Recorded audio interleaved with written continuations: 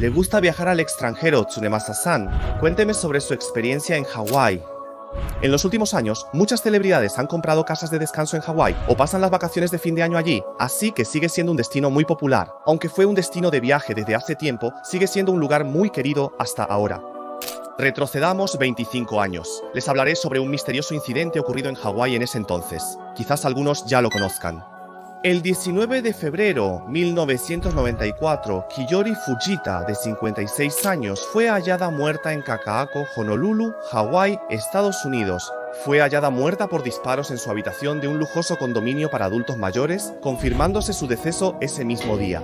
En el estacionamiento del hotel, que estaba a varios kilómetros de la escena, se encontró un automóvil particular en llamas. Dentro del vehículo se halló el cuerpo de una mujer, atada de manos y pies con cinta adhesiva y con heridas de bala en el pecho. Esta mujer fue identificada como su hija, quien en ese momento tenía 28 años. Poco antes de ser encontrada, ella había solicitado un préstamo de $20,000 en un banco local, alegando que era por un asunto relacionado con la vida o la muerte de una persona. Finalmente, el préstamo fue aprobado y entregado. En ese momento sentí que ella se veía triste.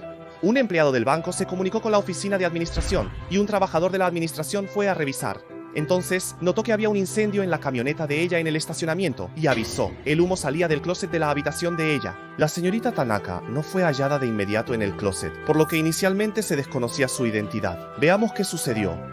Fujita Kiyomi, nombre real Fujita Kuwako, nació el 4 de enero de 1938 en Okayama, prefectura de Okayama. Sus padres se divorciaron cuando era pequeña y fue adoptada por su abuelo paterno. Luego se mudó varias veces por diferentes circunstancias. Después vivió en varios lugares siguiendo a conocidos, hasta que a los 9 años una familia de Hawái la acogió.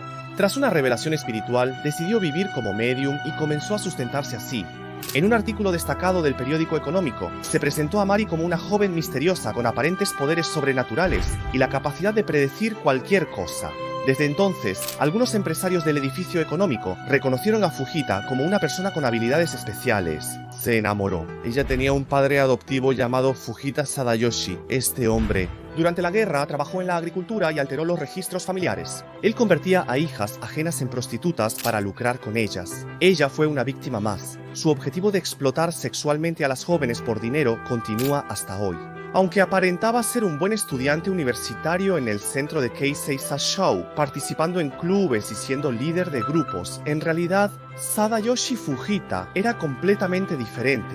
Este hombre reunía mujeres y las obligaba a servir como compañía nocturna para los carboneros y soldados estadounidenses.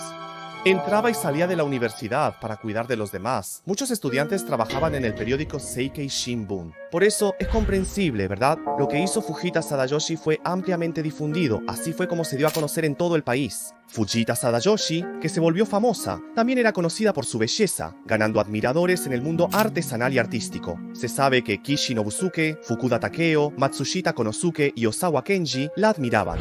De hecho, ella estuvo involucrada en la creación del Tratado de Seguridad entre Japón y Estados Unidos y en la renuncia de Kishi Nobusuke. Se dice que ella predijo varios acontecimientos. De hecho, después de eso, en 1961, dejó el negocio inmobiliario. Se casó, pero se divorció en 3 años y luego dirigió su propio negocio. Sauna se incendió, hubo muertos y desapareció del escenario. Luego, en 1973, cuando tenía 35 años, se mudó a Hawái. En este proceso, escuché el nombre de ella. Esto era común, pero por su personalidad y experiencia logró administrar el negocio. Se dedicó a la consultoría y continuó con su vida. Se dice que ella fue lastimada, pero también se comenta que su orgullo tuvo mucho que ver en esto. Goto Daitsuo, de 20 y tantos años, se preguntaba cómo esa mujer, que parecía tan pura y sencilla, se convirtió en madre de 2 hijos. Para él, ella era única. Había algo de inquietud. Esa era la preocupación por el dinero de bolsillo de Haruko. Gotouda, quien ingresó a la universidad, tenía la tarjeta de crédito a nombre de Fujita-san. Varias veces les prestó dinero a sus amigos y los dejaba usar la tarjeta. Sus amigos eran quienes la usaban. Decían que devolverían el dinero, pero hasta ahora nunca lo habían hecho, y nunca había pasado algo así antes. La policía inmediatamente comenzó a interrogar e investigar a los allegados de Kanojo. El portero del edificio de Kanojo dijo que ella y Goro peleaban seguido por dinero. Pero al parecer, no era algo tan grave como para que uno de ellos quisiera comprar el silencio del otro. Tras la investigación policial, el sospechoso fue liberado de inmediato. Ita Toji, el actor secundario, tenía 28 años en ese momento. Durante la rutina de buceo del señor Doro al día siguiente ocurrió el incidente. Se supo que el actor secundario había llevado las joyas de la víctima a una casa de empeño y había recibido $2,000 por ellas. La casa de empeño fue el lugar donde se descubrió esto. Había 300 metros desde la mansión hasta la tienda, cuyo dueño conocía bien a la mujer y aceptó sin dudar los objetos que le llevó. No hay duda de que las joyas pertenecían a ella. La policía fue inmediatamente al departamento de Fukusaku, pero Fukusaku ya había huido con su amante. En ese departamento se encontró una pistola, igual a la que se usó en el crimen, y en el sofá se hallaron rastros de sangre que coincidían con el tipo A de Goko-san. El sofá de la habitación de Motomoto no estaba en su lugar, evidenciando que algo había ocurrido allí.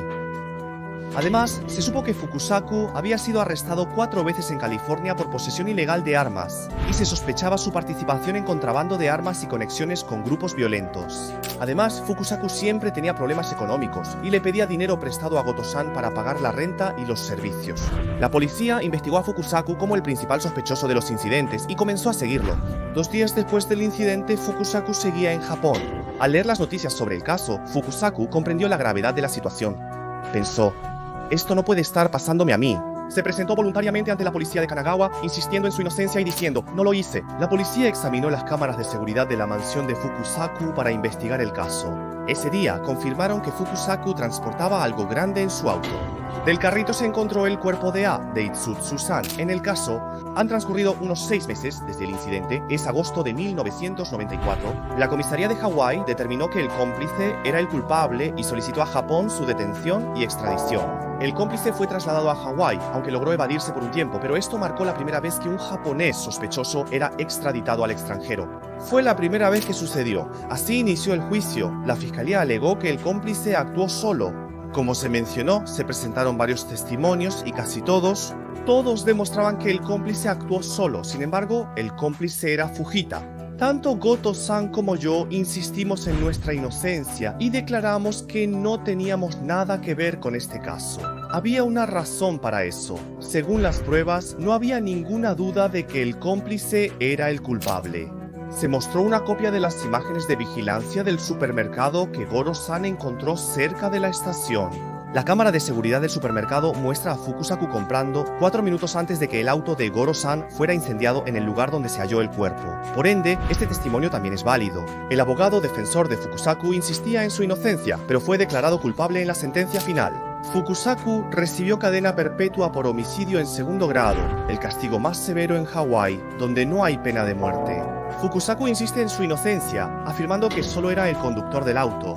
¿Entonces soy culpable solo por transportar el cuerpo? ¿Eso me convierte en el criminal? Esto es muy grave. En algunas partes las declaraciones no coinciden. A partir de aquí las cosas se vuelven un poco extrañas y ya no concuerdan con lo dicho en ese momento. En realidad, a Fujita-san le dispararon con una pistola. Además, se pueden ver rastros de varios otros actos violentos. Además, hay circunstancias que dificultan pensar que fue obra de un solo criminal. Ella había registrado en su cuaderno las actas de la junta disciplinaria antes de morir. No parece que el incidente esté relacionado con ese cuaderno. Si se filtrara el contenido del cuaderno, podría haber personas en problemas, o tal vez alguien que obtuvo ese cuaderno ahora tiene influencia en la industria de los materiales. Eso es lo que se está diciendo entre la gente. El cómplice pertenecía a la red norcoreana en Japón y trabajaba en una empresa financiera vinculada a Corea del Norte. El señor Fushika se encargaba del lavado de dinero. Se dice que, debido a los problemas en el trabajo, el cómplice fue despedido, y después de eso, para proteger a su familia de posibles represalias si hablaba, decidió guardar silencio sobre la verdad. Dicen que detrás de esto hay algo más. Ella es la hija del financiero para el que trabajaba el cómplice. Se dice que ella recibió un préstamo de 15 millones de yenes de la financiera donde trabajaba el cómplice y que después no pudo devolver ese dinero, lo que la llevó a tener problemas con ellos. Según su historia, ese financiero estaba involucrado en la falsificación de documentos y ella estaba profundamente relacionada con eso, por lo que pudo haber sido asesinada para mantenerla callada. Sin embargo, lo extraño es que este rumor surgió 2 meses después de que ocurriera el caso, cuando el presidente de la financiera donde trabajaba el cómplice fue asesinado. ¿Habrá sido solo una coincidencia? El criminal de este caso fue arrestado, pero sigue siendo un caso sin resolver en muchos aspectos. ¿Es cierto que Fukusaku actuó solo o la verdad sigue siendo un misterio? Fukusaku ha admitido 2 cosas que se mencionan a continuación. Admitió haber robado las joyas de la mujer, llevarlas a una casa de empeño y haber transportado al señor Itsugo, asesinado en la casa de la mujer, hasta el estacionamiento. Insiste en que hay un verdadero culpable del asesinato, En Hawái, la pena máxima es cadena perpetua, pero podría salir en libertad en 2020 dentro de 5 años, si cumple 30 años de condena. Fukusaku habla sobre este caso, eso es cierto. Con suerte, el día en que se revele la verdad podría estar cerca.